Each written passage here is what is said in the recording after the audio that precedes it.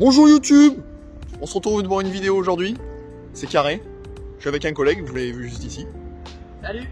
Petite vidéo présentation aujourd'hui. Présentation. Une petite voiture. Je pense que vous attendez pas à ce que j'ai devant moi.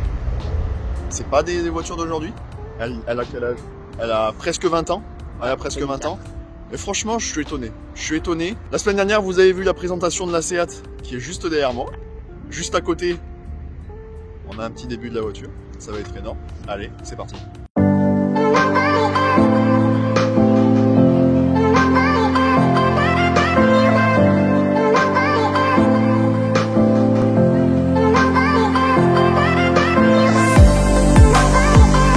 Bon les potos, voici la voiture. Et ben écoutez, petit Chrysler Crossfire de 2004. Vous allez pas m'y croire, mais c'est un V6. V6 3 litres 2 de 218 chevaux. Les potos, j'ai déjà hâte d'essayer, Et franchement, pour une voiture de 2004, je vous avouerai que je suis plutôt étonné. On va faire un petit tour après, mais je suis plutôt étonné. Le propriétaire m'a expliqué déjà toutes les options qu'il y avait dessus, tous les trucs qui avaient été faits et comment aller. Et franchement, pour une voiture de 2004, c'est franchement étonnant. C'est franchement étonnant. Et écoutez, on va commencer le petit tour. Ben écoutez, franchement, pour 2004, honnêtement, le capot, franchement, il y a quelque chose. Il a été travaillé, les petites lignes et tout. Franchement, pépouze, ça lui fait une belle petite gueule. Ça fait pas un plateau tout plat. Et franchement, c'est pas mal. C'est pas mal. Après, je vais vous laisser avec le propriétaire. Il va vous expliquer. On va faire un petit tour avec lui. Comme ça sera carré. Je vais reprendre sur le capot. Le capot, on peut noter cet angle-là. Il est reproduit partout sur la voiture. C'est-à-dire ce petit angle-là, sous forme de triangle. On le retrouve ici. Il est prolongé jusqu'au toit. Tout le long. Et après, ce stop au niveau de l'arrière, en dessous de l'aileron, parce qu'ici, il y a un aileron qui se cache. Ça, on vous montrera après, les potos. On garde les bons trucs pour le milieu de la vidéo. Comme ça vous fait rester, les potes. Il se retrouve aussi à l'intérieur, au niveau du tableau de bord et de la console. Mais ça, je présume qu'on le verra après. D'accord. Ben, on fera le tour après de l'intérieur. Après, ben, qu'est-ce que tu peux nous dire du côté? Bah, écoutez, au niveau des jantes, on est sur du 19. À l'arrière, 18 devant, 255 de largeur derrière. Ah, je peux vous dire que ça grippe plutôt bien. Comme on peut le voir, en plus, ça nous fait une gueule assez trapue de l'arrière. Ah bah honnêtement, de l'arrière, ça fait un sacré jouet. Ça fait un sacré jouet. On est plutôt pas mal. Avec les deux petits pots centrales, je sais pas si on va le voir avec le reflet du soleil, mais avec les deux petits pots centrales, il y a de quoi faire. Et si j'ai ça un tout petit peu plus, on peut voir quelque chose d'autre. Mais on va attendre un petit peu. Ah, franchement, c'est pas mal. Après, qu'est-ce que tu peux m'expliquer par rapport à la vie de la voiture? D'où elle vient, quelle est son origine, tout ça, explique-moi. De base, elle a été achetée en Italie. Donc moi, personnellement, je suis le troisième propriétaire. Donc c'était le premier propriétaire vivait à Nice. Il l'a bichonné jusqu'à environ 100 000 km, 110 000 km. Après, elle a été rachetée par un second propriétaire du niveau de Lyon, qui lui, par contre, en 10 ans, a fait maximum 15 000 km. Donc du coup, je l'ai eu à environ 125 000, 130 000. Ouais, donc pour une voiture de 2004, on est quand même sur un faible kilométrage. C'est ça, faible kilométrage et puis une très bonne mécanique. Moi personnellement, j'ai juste refait la direction pour qu'elle soit plus précise, parce que j'ai tendance à aller faire du circuit avec. Ouais. Sinon, tout est d'origine. Le moteur, rien n'a été changé. Les panneaux de carrosserie, tout est d'origine. Les jantes, pareil. Ça, c'est énorme. L'origine, c'est énorme. L'origine sur une voiture, il n'y a rien de mieux. Puis en plus, c'est une voiture, comme il va vous expliquer, c'est une voiture qui cote. C'est une voiture qui ne perd plus d'argent même. Vous ne perdez plus d'argent sur ce genre de voiture. Par contre, en France, très compliqué à trouver. Très compliqué à trouver. Le propriétaire m'a dit que quoi, il restait combien de véhicules en France trouvables à l'heure d'aujourd'hui? Trouvables? Bah, si on va sur le bon coin, on en trouve quoi 200 à peu près, vendables. Et, oui, voilà, vendable, mais pas l'état, on ne le connaît pas. Voilà, l'état on ne le connaît pas. Beaucoup sont partis en carton parce que 100% propulsion, pas forcément beaucoup d'aide. Donc moi j'estime sûrement en France à encore 5000 unités à peu près. Ouais, donc ça reste très peu quand même. Et au niveau de la cote de la voiture, combien tu l'as acheté? Est-ce que c'est un peu trop indiscret ou est-ce que tu veux nous le dire? Pas de problème. Je l'ai acheté 8 000 € cette voiture. J'ai investi environ 3-4 000 € dedans. Ouais. Parce qu'il y avait 2-3 pièces usées. Je voulais vraiment la redonner d'origine. D'accord. Vous verrez à la présentation de l'intérieur, il manque encore quelques petits trucs. Ouais. Mais actuellement, je l'ai passé à l'assurance. Parce que moi j'achète et je revends. Estimé par un expert, elle est cotée encore 12 000 €.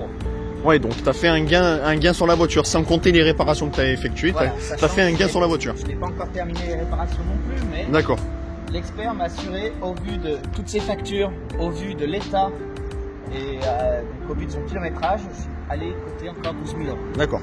Est-ce que tu souhaites faire des modifications sur la voiture? Est-ce que tu voudrais faire des petites choses pour améliorer l'esthétique? Faire quelque chose de plus pétillant? Alors j'aime bien le look d'origine, j'aime vraiment beaucoup. Le seul truc que je regrette, moi je suis un amoureux des chromes, je trouve qu'il en manque. Par exemple, Voilà, donc qu'est-ce que tu voudrais refaire en chrome? j'aimerais bien refaire juste la barre ici, enfin bien sûr les Parce que trois. oui, du coup là en fait on a le chrome ici, on a une partie toute chromée et dessous on part sur une partie grisée, donc du coup que tu voudrais refaire mais en chrome. C'est ça. j'aimerais Un bien chrome retourner. pur ou un chrome peinture? Alors j'hésite encore, mais j'aimerais bien refaire un chrome pur. Ouais. Et ça serait pareil pour les ailettes sur le côté, D'accord. les refaire tout en chrome, parce que là en fait elles sont en peinture métallisée, c'est joli, mais je trouve qu'en chrome elles sont un petit peu plus D'accord. jolies. Qu'est-ce que tu m'as parlé tout à l'heure? Tu m'as parlé de SRT6, tu m'as parlé de quelque chose, des modifications qu'il y avait avec des voitures, la même que celle-ci, mais plus puissante, enfin non, plus avec une option sportive. Alors, en fait, elle existe en 3 catégories. Le coupé, le cabriolet, Ouais, toit en toile, d'accord. pas rigide, et elle existe aussi en SRT6. Donc c'est-à-dire c'est un V6 compressé, le Ouais. même que sur le 32 AMG, parce qu'il faut le savoir, c'est une voiture qui a été développée avec Mercedes. Ouais, Donc la SRT6, on retrouve un aileron derrière en plus, d'accord. du patch devant, du patch derrière, et une calandre complètement différente sous forme de grille.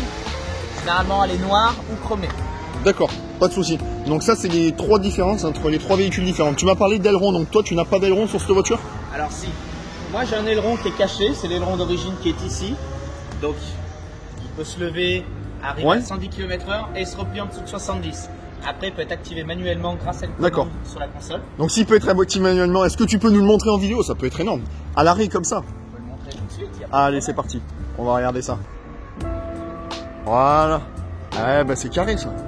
Ouais, donc petit aileron, mais plutôt stylé. Plutôt bien incrusté. plutôt bien incrusté, on va dire ça comme ça. Plutôt bien incrusté. Ah, ça fait quelque chose de joli, Ouais, ça, après, ça reste un aileron. Ça fait un peu les styles des anciennes Porsche Panamera. Les toutes premières Porsche Panamera qui étaient sorties avec l'aileron qui sortait comme ça, où on le voyait pas, il s'est incrusté dans la carrosserie, ça fait un peu pareil, ça fait un peu le même style, c'est stylé, j'aime bien. C'est vraiment cool. Et sur la SRT, Et du coup, tu me dis qu'il se lève à 70 km/h. non, il se lève à 110. Il se lève à 110, c'est mais ça? il ne se rabaisse pas en dessous de 70 km/h. D'accord, donc c'est plutôt pas mal. Et est-ce qu'il y a une option de modification d'angle de l'aileron pour dès que tu freines ou dès que tu accélères? Quand on freine, généralement soit il reste statique, soit il se relève très légèrement, c'est vraiment très très léger. On le verra Comme tout à une l'heure Bugatti. pendant l'essai. Comme une Bugatti. Tu Non, peux pas le dire. pas autant. Une Bugatti, ça s'incline vraiment fort. Là, on est sur un tout petit degré d'inclinaison. Oui, ce qui est plutôt bien pour une voiture. C'est À ce ça. prix-là, c'est plutôt pas mal. Et après, on a des positions intermédiaires en fonction de la vitesse où vous allez. Alors, si par exemple vous faites que de l'autoroute, les propriétaires vont dire que ça reste statique. Moi, j'ai tendance à faire du circuit. Quand on tape un devin avec l'aileron, il se rétracte encore. Il est presque plat en fait. Ah oui, donc du coup c'est pas mal. Donc oui, ouais, en fait, on vient de descendre d'un quart l'aileron C'est quoi. ça. Parce que regardez, Ah, attendez, il va montrer ça. Comme ça, on aura quelque chose de plus concret. vous voyez, les positions intermédiaires. D'accord. Donc oui, on a quand même un beau changement de position quand même. C'est ça. On a quand même un beau changement de position. Donc là, comme on peut le voir, le logo Chrysler qui est plutôt stylé, j'avouerai. Le logo Crossfire, qui est donc du coup la marque de la voiture. La marque de la voiture. Juste en dessous, on va avoir les 2 sorties d'échappement centraux. Alors ça, c'est le diffuseur Voilà. d'origine. Explique-moi. Ça, c'est le diffuseur d'origine. Il existe des pièces après qu'on peut rajouter pour rajouter quelques lames supplémentaires. D'accord, donc oui, on peut faire un effet plus strié pour avoir quelque chose qui a encore plus de gueule, Voilà, malgré le fait qu'elle ait déjà pas mal de gueule. C'est ça. D'accord. Et après, la ligne elle est d'origine? La ligne est d'origine. Donc sur ce modèle, par contre, il y a 4 catalyseurs, donc elle est très étouffée. Ouais, donc très étouffée et donc du coup tu perds peut-être un peu de puissance. Non, parce que mesurée au banc actuellement, elle fait 221 chevaux. D'accord, donc tu l'as mesuré au banc. Je l'ai mesurée au banc. Donc 221 chevaux pour combien de Nm? 320. Ah, donc c'est pas mal. Et d'origine, les Newton-mètres, je crois qu'on était à 300 ou 310 et 218 chevaux d'origine. Mais mesuré au banc, parce que j'ai souhaité la faire en programmé, mais suite à ça, je ne l'ai pas fait. Ouais. On est voilà. Ah, c'est plutôt pas mal. Mais j'ai rajouté quand même un clapet. Parce que pour le style et puis le bruit du V6 à l'ancienne Atmo, vous verrez pendant l'essai, ça fait vraiment un très joli bruit, très convaincant. Ouais, d'accord. Ah, c'est plutôt pas mal. Et tu m'as expliqué aussi que tu avais fait une modification de ta ligne. Tu n'avais pas rajouté une électrovanne. Non, c'est une valve. C'est une valve. Une valve. D'accord. Alors on va montrer tout ça parce que oui, dessous du coup. On a la valve, alors je sais pas si on va bien la voir, si on la voit bien là. On a une valve à l'échappement, donc du coup il y a une télécommande à sa clé. Et là il peut ouvrir et fermer du coup la valve et avoir un gain de son plus important ou plus affaibli pour si tu fais de l'autoroute et que tu veux pas être emmerdé. C'est ça, j'ai opté pour une valve électrique parce qu'on peut régler l'inclinaison et choisir le bruit en fonction de si on veut vraiment faire énormément de bruit. D'accord, ah, c'est énorme, c'est énorme. Écoutez, ça y est, c'est moi. Au niveau du sigle, sur le côté. Toujours ici. Un standard. Juste à côté. Ah oui, donc quand même, on a pas mal de place. On a un gros moteur quand même. On a un joli moteur. 3 litres 2. Ah oui, donc ouais. Cm3, ça fait 3200 cm3. 3200 cm3, ouais. Alors, malheureusement, il y a un gros cache. Voilà, il y a un gros cache. Il y a un gros cache et on ne peut pas l'enlever. Ah oui, pourquoi? Il faut tout refaire. En fait, si on soulève le cache, on a un filtre à air. Ah putain, donc ouais. Se trouve en dessous ici. Donc je sais pas si on va pouvoir. Ouais, non, c'est juste faire.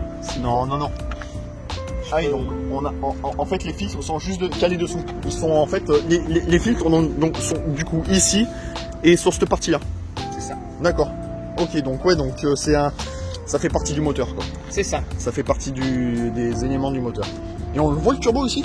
Il n'y a pas de turbo. Ah putain oui, tu m'as dit que c'était un Atmo. C'est la version SRT où il y a un compresseur. D'accord. Un compresseur sollicite le moteur, donc c'est-à-dire tant de chevaux gagnés, il y a aussi tant de chevaux perdus, il faut le savoir. Et un turbo utilise les gaz d'échappement. Donc il n'y a que du bénéfice vu que les gaz d'échappement sont une force perdue. C'est pas mal, c'est plutôt pas mal. En plus, je vois que tu as le petit vérin pour ouvrir le capot, donc tu n'as pas besoin de choper ta barre et le mettre. C'est plutôt pas mal parce que le capot doit être quand même un peu lourd. Vu la taille la taille du capot, me dis pas qu'il pèse 2 kilos. Hein. Non, il pèse trop beaucoup. C'est typique américain, hein, des grands capots. Et parce que c'est une voiture américaine. C'est une voiture typiquement américaine. Voilà. Bah écoutez, on va passer au coffre. On va passer au coffre parce que oui, c'est une voiture sportive. Elle a 2 places, c'est un biplace, mais elle a quand même un coffre qui est plutôt intéressant. Franchement, honnêtement, je suis plutôt satisfait parce qu'on a un coffre qui est pratiquement aussi volumineux que ma Seat, qui est juste à côté, bien sûr. Et c'est pas négligeable sur une voiture de sport parce qu'on veut se faire plaisir, mais si on veut partir en vacances, c'est un peu compliqué des fois. Là, on va passer en mode paysage, hop, on y verra mieux. Ben écoute, plutôt grand, on voit pas bien parce qu'il y a le soleil au contre-jour. Ça te fait une petite trappe d'entrée, c'est ça? C'est ça. Mais du coup, quand on rentre à l'intérieur, on a un accès sur les côtés qui vient s'enfoncer de chaque côté et on a une profondeur de ce que là, vous voyez, ben, là il y a mon bras, et vous voyez quand même à la distance où je suis, il y a quoi? Il doit y avoir 30, entre 30 et 40 de profondeur. C'est plutôt pas mal. On arrive légèrement en dessous de la ligne ici. Donc ça fait plutôt un bon volume de coffre pour une voiture de sport. C'est plutôt pas mal. Donc du coup, tu as fait quoi comme modification au niveau du réservoir d'essence? Parce que tu m'as expliqué que tu avais fait une modification là-dessus, tu peux m'expliquer? Alors, le réservoir était entièrement nettoyé, en fait. Le filtre à essence a été changé. Ouais. Les durites aussi. Ouais. De façon à ce qu'on puisse mettre de l'éthanol dedans. C'est-à-dire que je n'ai pas le boîtier, mais si je veux faire un mélange 50-50, 75-30, oui. 30% d'essence, 75% d'éthanol, elle peut le faire. Elle n'aura ni de problème. Bon, elle ne broutera pas. D'accord. Elle n'aura pas de perte de puissance, rien. Donc c'est plutôt un avantage pour toi parce que du coup tu fais des économies d'argent. C'est ça, parce que c'est une voiture qui consomme relativement assez. Oui, est-ce que tu consommes combien sur cette voiture? Alors j'ai un plein de 60 litres. Ouais. Avec ma conduite, on va faire à peu près 200 km. Ouais. Et donc ça fait plutôt peu. Voilà, ça fait plutôt peu. Donc c'est sur une moyenne de 20 litres au 100, c'est ça? Un peu plus que ça. Et après, si tu fais de l'autoroute, tu descends à 15 litres. D'accord. Allez, donc ça commence à faire. On va ouvrir tout ça, on va voir ce que ça donne. Déjà pour commencer, ben, la vitre qui vient à fleur du toit, il n'y a pas de contour de vitre, c'est plutôt pas mal. C'est plutôt pas mal. Et puis l'intérieur, les potes. Eh ben regardez-moi ça. C'est pas plutôt stylé? Bah ça fait sportif en fait. Petite entrée, hop. Et ben écoutez, regardez-moi ça. Comme dans une voiture de sport. Stylé donc. Allez, vas-y, tu peux démarrer. Plutôt pas mal. Petit V6. Donc là, la voiture est chaude. Oui, on précise, la voiture est chaude.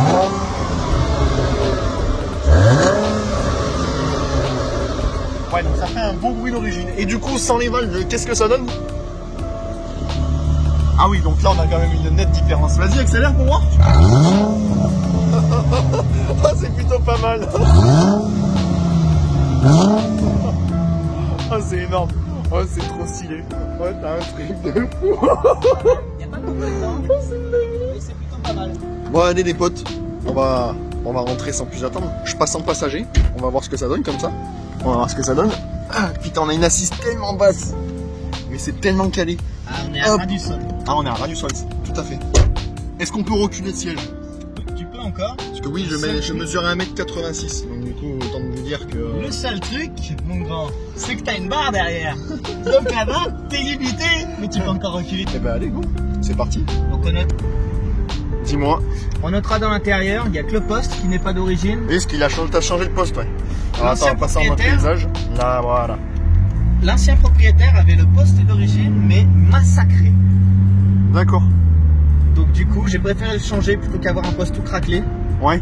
Et j'essaye de le retrouver. Malheureusement, on est sur des prix vachement chers vu que les pièces ne sont plus produites. Et parce que c'est vrai, c'est un véhicule en France qui est très peu développé. Très peu répandu. Ouais. Ouais, très peu répandu. Ça tombe bien, on va passer sous le petit pont là-bas. Allez, on va écouter ça. On va se mettre en boîte manuelle. On a ouvert les vitres. C'est plutôt pas mal. Je t'avouerai que c'est plutôt intéressant. Là, le petit drift.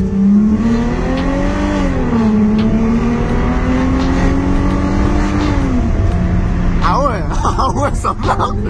Tout en respectant les limitations, franchement, le 30 à 50 là, il était énorme. Je t'avouerai que c'était pas mal. 6 secondes à 6 secondes 5 sur le 0 à 100. Sur 0 à 100, d'accord. Oui, fais gaffe,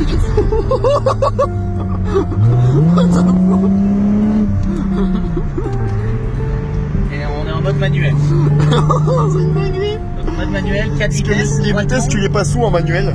Alors en fait, sur le côté, de ce côté on passe, Ouais. de ce côté on rétrograde. D'accord, ah oui, donc c'est pas tu montes ou tu descends.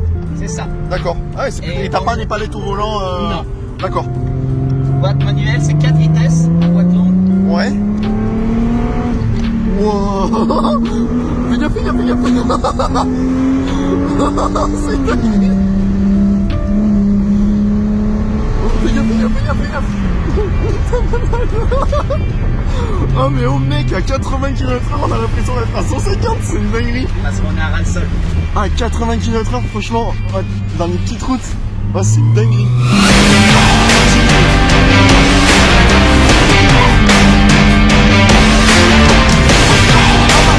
Il veut me faire goûter la gomme.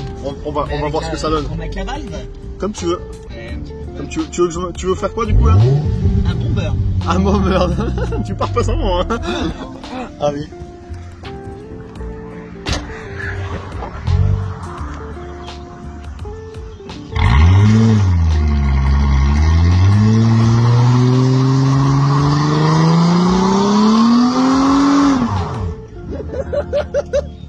T'es un gros chibré.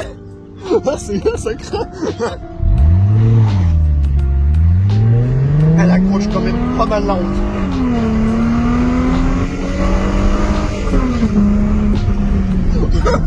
Mais... Putain, il y a tout de suite ça dure. Tout pas celui-là. C'est vrai que je joue pas. Allez, c'est parti, on va prendre le volant. On va voir ce que ça donne. Je te laisse la porte ouverte. Puis, un point qu'on n'a pas abordé, même si c'est sportif, il y a un très bon son là. Ah, eh ben il va falloir qu'il me fasse écouter son son alors. Alors. Du bicône en bas, des tweeters en haut. Attendez, là, je passe pas. Je suis ton regret. Je peux reculer le ciel? Un petit peu, oui. Hop. Ah, parce que oui, en fait, ce qu'il y a, c'est que le problème, c'est que je touche le plafond. et ça gêne un peu. Ouais, c'est comme le Z4, c'est une voiture qui est vachement basse. Alors, allez, c'est parti. petit essai. Donc là, j'enlève le frein à main. Hop, c'est parti. Il n'y a personne derrière. Pour ceux qui veulent le savoir, il est passé en mode séquentiel. C'est-à-dire qu'il passe lui-même ses vitesses de gauche à droite. Ah, donc là, c'est plutôt pas mal. Hein. C'est plutôt pas mal. En séquentiel, franchement, honnêtement, là, honnêtement, les gars, je suis à 50 et je suis déjà en 3e. Bon, c'est plutôt pas mal. On peut même peut-être passer une 4e et elle broute même pas en fait. Ça, c'est le feu. C'est le feu d'un 3 litres 2 en V6, quoi. Et franchement, ça reste calme. Mais si on peut.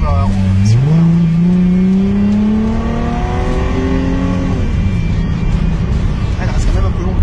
Il y a un bon sur les lasso. Ah oui, il y a quand même de la patate.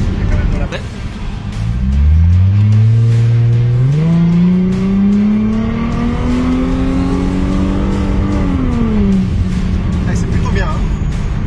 Et on a un bon freinage. Bon, écoutez les potos, j'espère que la vidéo vous a plu. Comme je vous l'ai dit en milieu de vidéo, lâche ton commentaire, lâche ton pouce bleu, abonne-toi, ça fait plaisir. Et la prochaine voiture, il y a du lourd les potos, il y a du très lourd.